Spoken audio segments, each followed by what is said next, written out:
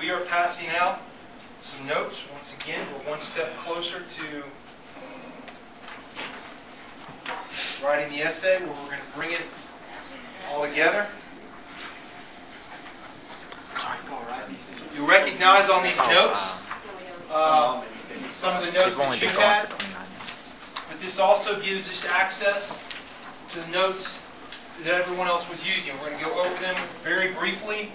Now is the time for us to clarify any misconceptions. If you have any questions, now would be the time to ask. We're also going to try to see what this looks like on a world map. Try to get a visual. All right, starting back with Napoleon. Okay, Napoleon from France. Napoleon knew, like Group 1 said, that the island of Saint-Domingue, which was a French colony which produced sugar, supplied Louisiana. These are what we call sister colonies. All right? Napoleon said himself he could not hold one without the other. Okay? Up to this point, much of Louisiana territory is controlled by the French. The Americans are confined pretty much to the seaboard. All right? He wanted the profit. Napoleon, however, did not want to waste all his troops on Saint-Domingue. They were dying of yellow fever. He needed these troops to conquer Europe. All right? Which brings us to Toussaint L'Ouverture, a former slave. He drove a wagon when he was enslaved. He became very familiar with back roads, highways, byways. These would serve as his army's transportation routes later on. Okay? By helping defeat Napoleon's troops, he took the island of Saint-Domingue from Napoleon. Okay? Holding Louisiana now at this point becomes nearly impossible for Napoleon Bonaparte, and he knows it. This is why the Americans had the opportunity to purchase Louisiana. Without Toussaint L'Ouverture and without the Haitian Revolution, it probably would not have happened as it did. Okay, Napoleon, this also lets us understand why we got it for the price we did. He wanted to get something out of this, and he had to sell it quickly, okay, because it's become a liability to him. However, this is also the only successful slave revolt in history. And there are still, the Caribbean is still filled with colonies, plantation colonies, governed by their old world countries. All right, the Caribbean, it's a very small area. Ideas spread very quickly. All right, this is where Simon Bolivar comes in. Bolivar, as we see, was greatly influenced by the French and American revolutions. Okay, all men are created equal.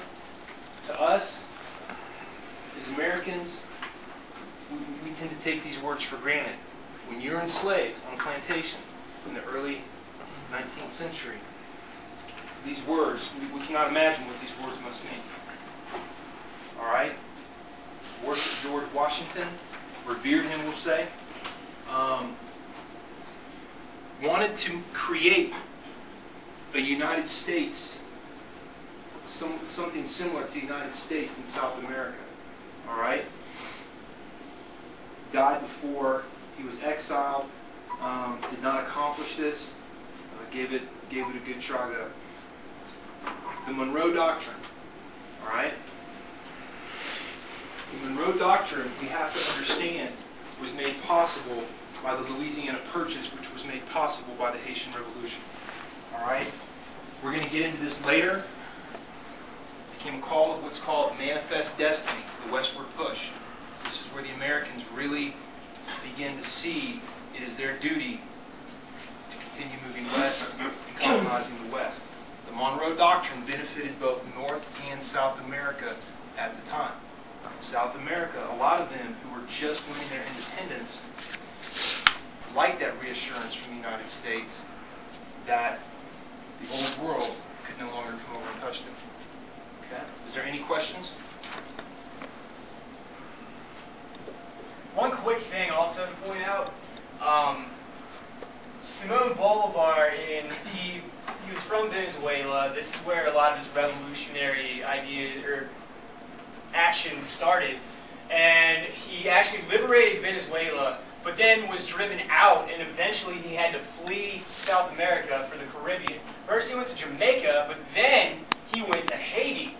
And he made some good friends in Haiti. He got the support of the Haitian government, the newly independent Haitian government.